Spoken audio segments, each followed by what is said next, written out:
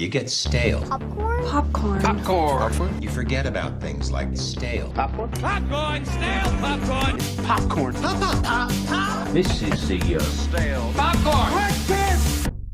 Hello and welcome to another episode of the Stale Popcorn Podcast. I'm your host, Steven, and with me, as always, is my co-host, doing the most, Christopher. How you living, girl? I'm living well, boy. How are you doing in this fine world? It's a pleasure for us to meet.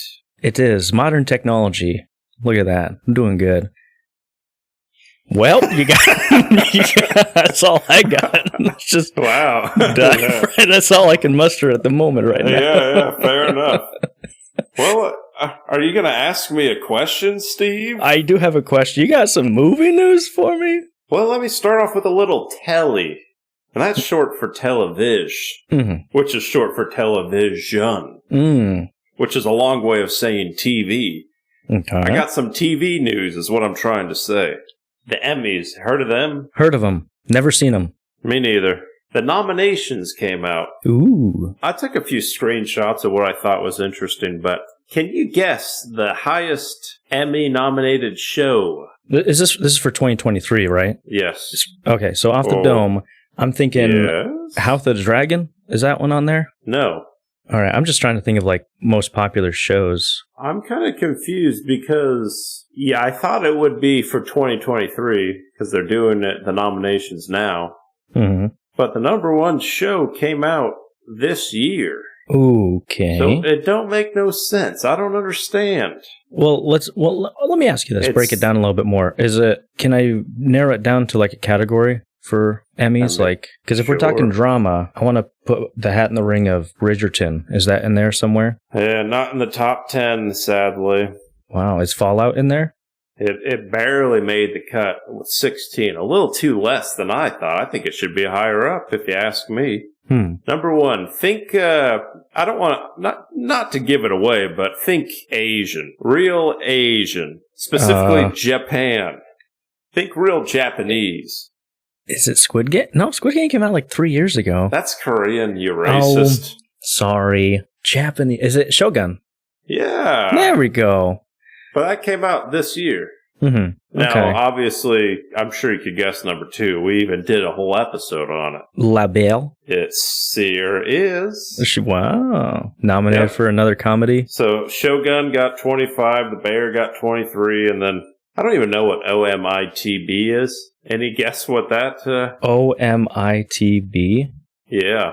Only My Italian Terabithia. Oh, Only Murders in the Building. Oh, that's Steve, right? Steve and Martin and Selena. The trio, yeah. So you got that. True Detective, Night Country. You ever watch any of those True Detective seasons? Never seen any of them. I saw season one. It was pretty good. I've heard good things, just never got around to it. And then my Max trial ran out, so I never got to the others. The Crown, SNL, The Morning Show, Mr. and Mrs. Smith, Hacks, and Fallout. What was before Fallout? Hacks. Pax? I don't know what the... Hack? Hack, like Gene Hackman. Okay, alright. Sure. Like the hack shit. That's a bit of a stretch, but okay, I get what you're saying. Like Arnold used to say, I'll be hacked. Okay, no. You're with me. You understand? I'll bring you back. I'm putting the cane out. What are you telling me? You never watched The Sweet Life of Hack and Cody growing up? Yeah, the sweet hack on deck. Yeah. What, you didn't listen to that hit white rapper Hacklemore? Very good. Got him. Bloody got him. Nick Hack and the Patty Whack or whatever they say there. Anyways, The Bear has the most Emmy-nominated actors of 2024. You got Jeremy White. You got Ayo Edebiri. Yeah, okay, sure. I'll give you a pass on that one. Yeah, she's Irish, actually. Oh, really? Mm-hmm. Continue, sorry. All right. Ebon Moss-Bachrach. Deserved, yep. Lionel Boyce. Couldn't tell you who that is. Tell me who that is. He's the old the old guy. No. Marcus? Yeah, Marcus. Oh, sure. And of course, we got Liza Kola-Zayas. I'm sure you're well. Very, yep. And this is where it doesn't make sense. Bob Odenkirk. But he was not in this season. He was in season 2. Yeah. Which came out 2023. And he was in one episode. Apparently they have an Emmy for guest. Okay. And he was on it. We also got Olivia Colman. Sure. John Bernthal. Deserved. Will Poulter. Okay. A.K.A. Eyebrows. Eyebrows, yes. And Jamie Lee Curtis. I'm doing my eyebrows. You're doing pretty good. Yeah, they just give an Emmy for anything, it seems like. We got drama categories. Okay. Fallout. Yep. Shogun. 3 body prob. Oh, boy. We got Slow Horses, some Shogun, Mr. and Miss. You ever watch any of these? Besides the ones we talk about? Nah. I've heard Shogun, Mr. and Mrs. Smith, something about horses, 3 body problem. I'd rather sit on a hot grill than watch that again. Yeah. More like hot girls, we got problems, too. I'd rather watch that for 10 hours than... I'm very curious to know the connection your brain just made. What problem? You said 3 body problem. Hot girls, we have problems, too. All right, that's just... You remember that, right? I remember it. Yeah, no, I get it. But it was just... yeah, you had it right there on the top of your mind. I've been waiting months for like an easy way to just slide that in. And yeah, you did it. Good job. Perfect opportunity. Good job. Lead actor in drama. This is where we get Walton Goggins, who I think should win it. That's what I'm pulling for. Oh, yeah. Now, I got a little bit of sad news for you, Steve. You know Sir Master Chief? From Halo, the series, the game, yeah. Lady Cortana? Yes. Well, did you ever watch that hit show, Halo, on Paramount Plus? Me neither. Nope. But apparently it has been canceled. Ah, darn. After 2 seasons. Should have been canceled after the first episode, if you ask me, even though I've never seen it. Yeah. I just love hating things I've never seen. Kevin Feige. Yes. He's had a pretty busy week. I don't know if you heard, he got on the old Hollywood Walk of Fame or Star or whatever they call that. Now, do you have to pay to be on there? Or is it like I don't know. Some sort of guild club that's like, we think this person's essential to Hollywood. We're going to put them on there. And also, how long is that strip? Do they just have unlimited real estate on there? Are they making the sidewalks larger? These questions need to be answered. I just assume it's like a frat, like fraternity, where you're like, all right, you got to do initiation to get in here. So he ran down the street streaking. Probably had to, I don't know, put a pretzel up his butt for a week or something. Yeah, do something like that. And he finally made it, and they probably got rid of some guy that died, and hopefully no one notices. Just kind of, there's probably another Kevin. Are there non-actors usually on that Walk of Fame? I don't know, man. I don't know. I don't know nothing. I don't know nothing either. You ever been to the old Walk of Fame? Nah. I do know that there's one star whose star is not on the sidewalk. It's on the wall, and that's Muhammad Ali. He requested his be on the wall because the name Muhammad is sacred in his religion. So I was like, that's pretty interesting. That's pretty kind of cool. So they don't step so they don't on the walk name? on it. Yeah. Well, I just Googled I saw a list, most controversial stars on the Hollywood. We got Alec Baldwin. Now, why would that be controversial? Oh, just, people get shot. Yeah. I know. It happens. Roseanne. Okay. Is Bloody Harvey Weinstein on there? So far, I ain't seen him. Okay. Matthew Broderick. What's that poor boy done? I thought he was great as Simba. Loved him as Simba, Cable guy, Marty McFly. All 3 of them. Yeah, sure. Tower Heist. Did you say Marty McFly? Yeah, that's Michael J. Fox. I said Matthew. Oh. Tower Heist. You're thinking you got like a brain problem here, bro? I got a couple for you, yeah. I was like, I thought you were doing a bit because he is in Tower Heist. Is Michael J. Fox in Tower Heist? No, sorry, I got them mixed up. All right. Matthew Broderick and Matthew J. Fox, sorry. Let us know in the comments why people hate Matthew Broderick. Another one, Bill Cosby. That's America's dad right there. Why? What's gone wrong there? Simon Cowell, Johnny Depp. Well, what I was going to say about Kevin Feige, Kevin Feige on MCU's X-Men roster. You'll probably see a mix of characters you've seen before and characters you've never seen before. Okay. Who are we going to see that we've never seen before? We're going to see not Blue Beast. He's just going to be a Lou Ferrigno type guy with white skin. We're going to see Iceman the way God meant for him to be. And we're going to see pretty much like the main OG X-Men is what I'm talking about. From my extensive knowledge of X-Men, watching X-Men Evolution, I can't think of any off the top of my head that haven't been shown in live action. Spike, was he in? He was in X-Men 3, technically. He looked like a porcupine? Yep. They really did the very him dirty. same. Yeah. Morph? They got Morph. You could put him in there. And he's in the cartoon, which was also nominated for an Emmy. Mm-hmm. Who's the most obscure X-Men from your knowledge? There's that Professor X's like space girlfriend, whatever her name is, with the like mohawk and whatever like Mike Tyson eye tattoo. Is it Jewel? No, I don't know. I couldn't tell you. I always got lost in the space. Omega Red. They ain't done no Omega. I'd like to see a proper Bishop portrayed on screen. Yeah, that'd be cool. I mean, there was a Bish. That's why I said proper. Because he was a blink and you miss it. Get him out. Yeah, that's all the announcements I got, Steve. You got any announce? Me personally, no. But what I do have is a question for you, and that is, what you been watching, Christopher? Well, let me tell you, Steve. Regal Unlimited. Yes. Do you have Regal? I don't know if you ever told me if you do. Well, thanks for asking, actually. I do have it, and on Mondays, I think it's every other Monday, they have what's called a Mystery Monday.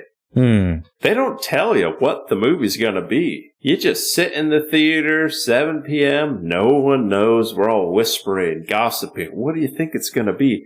And the mystery is, it claims it's a movie that hasn't been released, so it's an early release. So I go there, sit in there, 7 p.m., and chatting with the strangers next to me. Hey, what do you think it's going to be? And Deadpool's coming out next week. We're all hoping and praying. We're like, oh, Deadpool and Wolverine. Okay. We're all going, and it doesn't even play any trailers. It just goes right in the movie. And it's like A24. And I was like, I don't think that's, and it was called Sing Sing. Is this with Bucky Barnes? No. Oh. But basically the plot was they're in this prison and they're trying to put together a play. I didn't love it. And I don't think everyone was just like, you could hear everyone groan at the same time once it started the movie and it's clearly not Deadpool. And ugh. Gosh dang. And I was like, it's A24. I feel like they got some good movies. I'm sure it'll be. And again, I never knew anything about this, and it's in prison. I'm like, well, I could always go for a nice prison fight, break out the shivs, whatever, like a brawl on Cell Blocks 99, or give me whatever, that one with Jamie Lannister. Shot Caller. Shot Caller. I could get behind these. Yeah. But it's literally just like them putting together a play, rehearsing lines. Wasn't for me. I didn't enjoy it. Was it a comedy, drama? It was dramedy? A drama. It was a drama. Wasn't really funny. Wasn't really exciting. It just wasn't my kind of movie. I'm sure some like it because, it's one of those 90% Rotten Tomatoes. I'm sure it's going to be nominated for... Those art house douches love that kind of crap. Yeah. I'd never heard of this, and I Googled it, and it said the movie came out in 2023. All right. Just doing reruns, I guess. Yeah. I guess, but it's got 97% critic, 90% audience. So I guess I'm the fool. If anyone's seen this movie and thinks I'm wrong, please comment and let me know. What would you rate it on a Letterboxd score? Like a 3, I guess. Mm-hmm. It wasn't the worst, but I'll never watch it again, and I'll never have a desire. Maybe a 2.5. I don't know. Fair enough. I thought Fly Me to the Moon was better. Okay. Well, how about you, Steve? You watch anything? I watched Cobra Kai. Season 6 came out. Have you ever seen any of those? Yeah, Matthew Broderick, right? Yeah, come on now. Come on. No, I never even... I wanted to start the show years back, but my wife would never let me. She said, you can't watch it till you've seen Karate Kid, which I never seen. Mm. And I was like, I don't want to watch Karate Kid, so I guess I'll never watch it. And here we are. I will say this, my wife's never seen Karate Kid, and we watched it, and she liked it. There's enough context in there. There really is for someone who hasn't seen it. And also, Karate Kid's so well known, people, you get it, right? If you lived on this planet as a red-blooded American, like, you get it, right? There's a kid who does karate. That's it. You wax off, and then you wax on. Yeah. A lot of waxing off. Right? Yeah. No. I'll be back. Hasta la vista. Yeah, I get it, man. It's all in the same vein, yeah. No, but I watched the first episode of the new season. It's good. I like it. It's super cheesy, super campy. Feels like a cheesy 80s movie. I think if you're into that, go for it. But I've just seen the first episode, so I'm liking it. Okay. I think I might do a video on The Acolyte, because I did finish it, and I have things to say about it, because I think it needs to be said. I want to do like legitimate reasons why it's not a good show, because in short, don't watch it. It's a waste of time. But there's been a lot of negative criticism about it just because it's quote political. And so, maybe down the line I might do one, but yeah, it's just not good. Finish that up. Yeah, don't watch it, Chris, if you...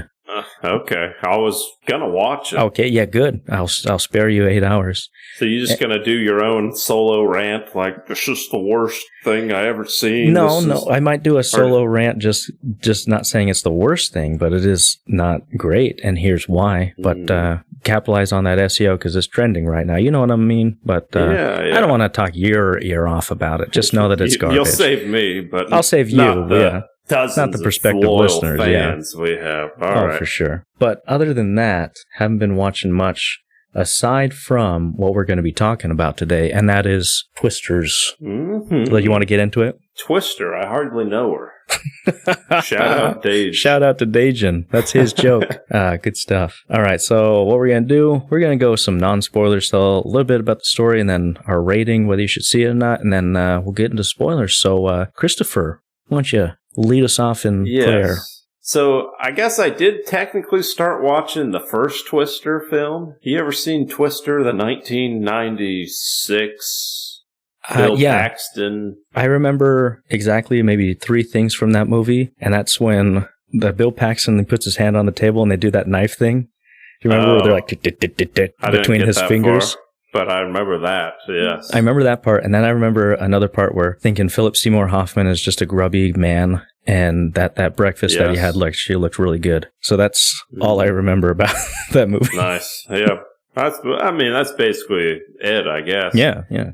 Yeah, I started watching it, but I think I probably saw the first 40 minutes, but it seemed like in the first one, they're trying to get more info on the tornadoes. And they were like, oh, right now you have like a 3-minute warning before a tornado comes and wrecks. But if we can do this thing and we throw these things up, we can get like a 15-minute head start. This one, they're trying to stop the tornado from being a tornado.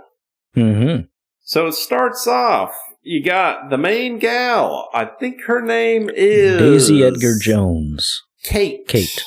Yep. She's in college. She's got a group of friends, and they're trying to stop this tornado. Oh, they do... we got Dorothy here. They drive their little truck, and they're trying to release some things into the tornado, and based on all these hypotheses, it should stop the tornado. And let's just say it doesn't go according to plan. Now she's like, all right, well, stop this. I'll work down at the station. I'll be a meteorologist. And then she gets roped back into it, and she's working with the army or something. She's like, or some contractors trying to... They got higher, better technology now. It's been a few years. And then you got Glen Powell. He's a real YouTuber.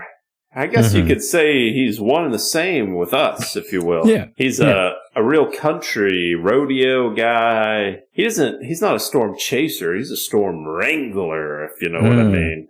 And he's real excited. And they go into Oklahoma, and it's supposed to be the biggest tornadoes in decades. And it's just a week of crazy tornadoes. So you got both of them trying to fight and get all this, fight for the tornadoes. And it's basically that, throughout the film, and twists and turns and romance and terror and horror and drama and action. Shenanigans. Yeah, all kinds of stuff. My mind went to Law and Order for some reason, and I came up with a Law and Order synopsis. In the American Midwest, tornadoes are chased by two separate, yet equally important groups.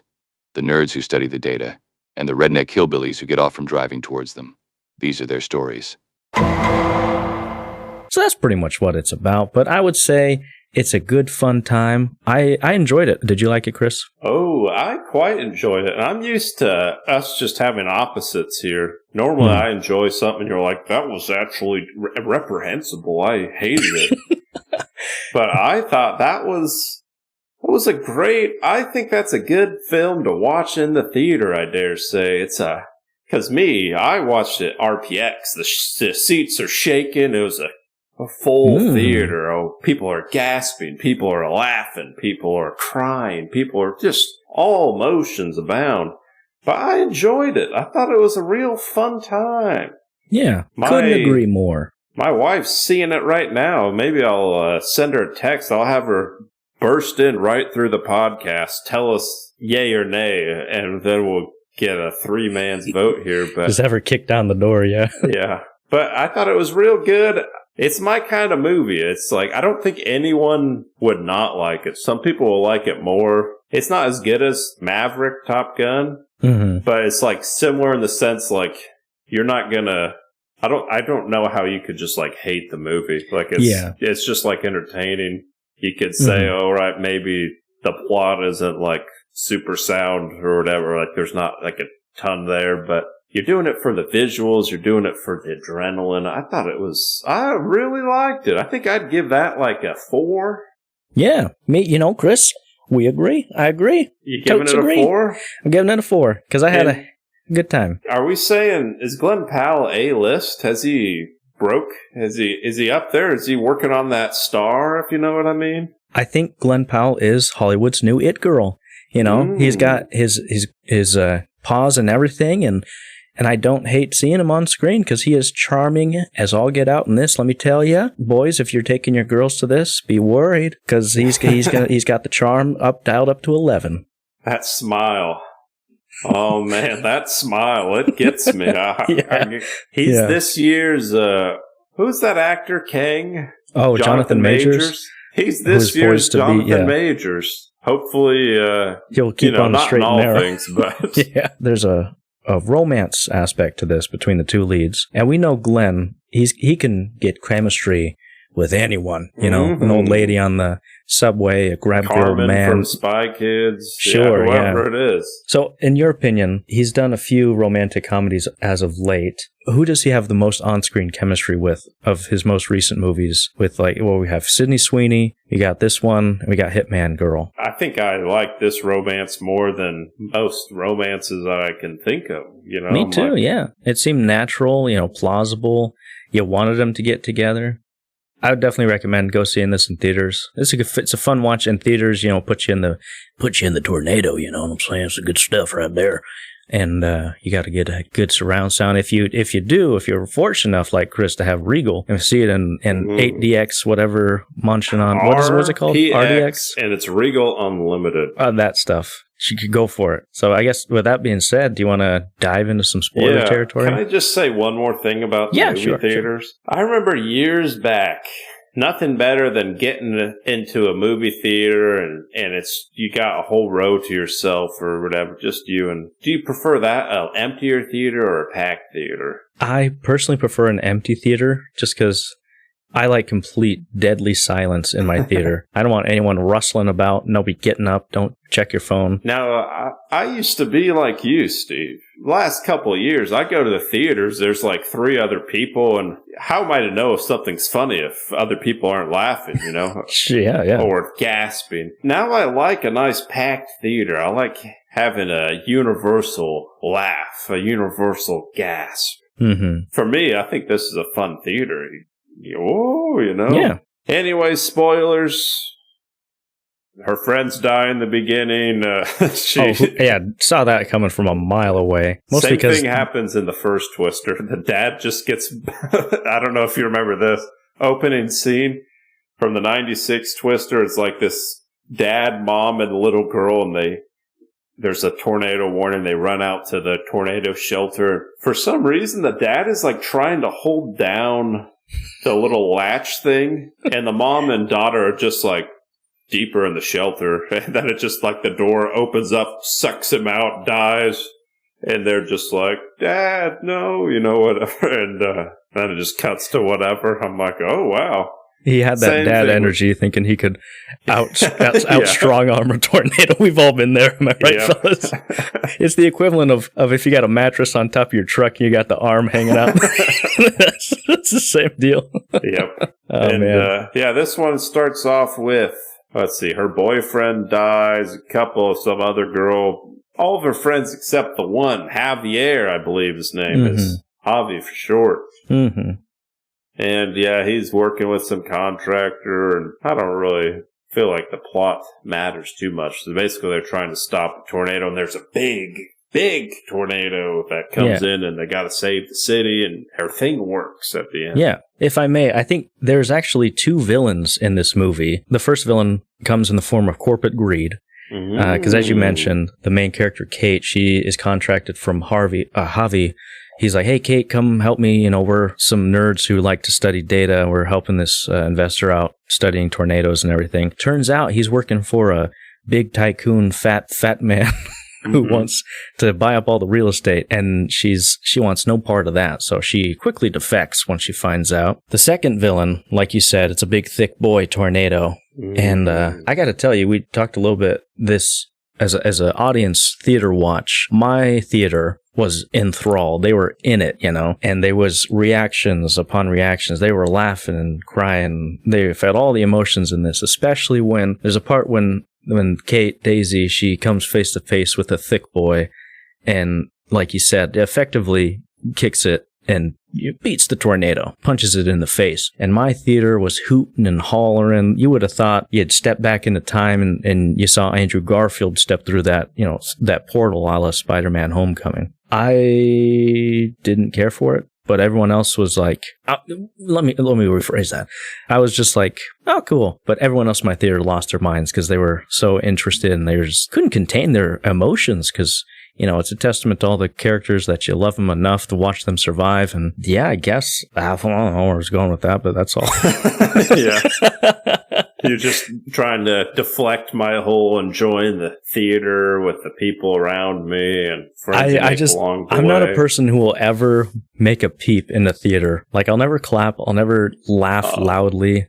I'll exhale out of my nose if something is funny, but I'm a church mouse when it comes to theaters. So yeah, I was laughing a couple times where the people next to me weren't, but it is what it is. I will say I was actually very impressed with the writers in Hollywood in general, because this is a rare instance when you have a legacy sequel, a movie from the 90s brought back in modern day. I thought for surezies they were gonna. Oh, you can. Is that your wife? She's here. Do you want to bring her in? Bring her in.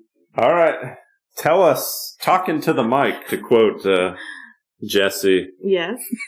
Tell us what Sorry. He knows the reference. This is Steve. She's never met him either. Oh, nice to meet you, Steve. Hi. All right. Tell us, what did you like the film? She came off fresh. Yes. Just watched it. Well, all right. What would you give it out of 5? What are you? 4.5. Ooh. All right. So what makes it so good here? Tell the audience. It got like a lot of action. That's for sure. A lot more than the first one. There's like a little bit of romance, facing your fears. It's just got a little bit of everything, like drama. It's a sad movie. And it's like a feel-good movie as well at the end, so it's got it all. It's got it all. I'd watch it again. Did you watch it on RPX? Yes, I did. Did it just make the world a difference? It did. I think like the effects, the sound is better. I recommend watching. Was your theater full? Yes, packed to the brim. Did that make a better or worse effect on the film? I think it was kind of fun because I could hear people's reactions. Oh, yeah. There were like some funny reactions to things that were happening, so. Very good, yeah. Wait, yes or no, Glen Powell? Heck yeah. You What heard about it here him? first. Oh, man. It's just all he's like very charming. He's very attractive. So Is he this generation's Richard Gere? oh yeah, like I'm he calling is. that. He is. I feel like he's the perfect mix between Richard Gere and Brad Pitt from the 90s. So All right. Well, all he's got to do is stay away from gerbils. Oh man, We'll that's be good fine. stuff. Oh, ringing endorsement. That was good stuff. Yeah. So there you go. Girls like it too. Bring your gal and have a Yeah. good time. But no, all I was saying was it shows restraint on Hollywood's part because they could have brought in someone from the first one, you know, and tied them into the, made someone Daisy's mom, you know, or because they got Helen Hunt still alive. You got Carrie Elwes still alive.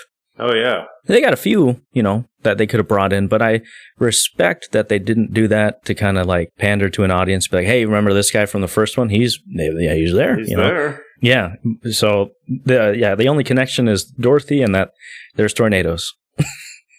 And, Yeah, if this was Jurassic World, they would have basically like, all right, we got Goldblum, we got Sam Grant, Neill. and we're just going to get them together and worry about the plot after, you know, like that's the important thing here. You don't really need any background as long as you know what a tornado is. And even if you don't, they do a pretty good description of it, explaining it to you. I will say I do have one minor qualm, and it's very minor. So there's a plot point that did not get buttoned up at all.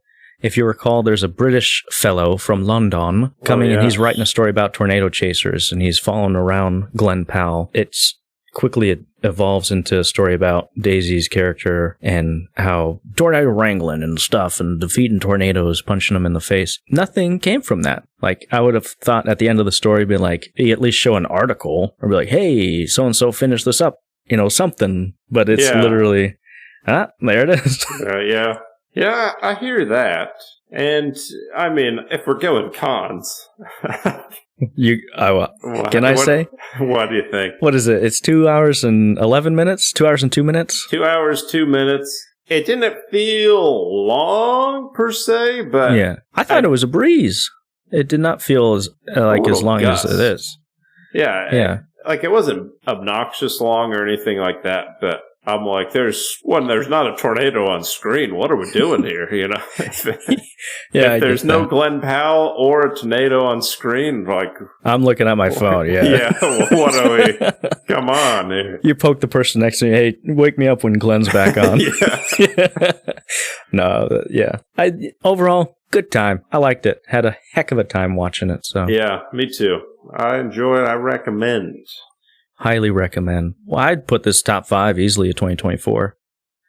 Yeah, I'd say definitely top 5. Might even be in my top 3. Like, only 2 come to mind that are like definitely better would be Dune and Furiosa. If you ask, like those 2, I liked a lot. But other than that, I feel like this is probably my number 3, unless I'm missing a movie. I'll say I think this one has better watchability with friends and family than your Furiosa. So like this one you could take anyone to and they'll enjoy it. Furiosa, you got to explain some stuff. I feel like this is a high floor, is what they say.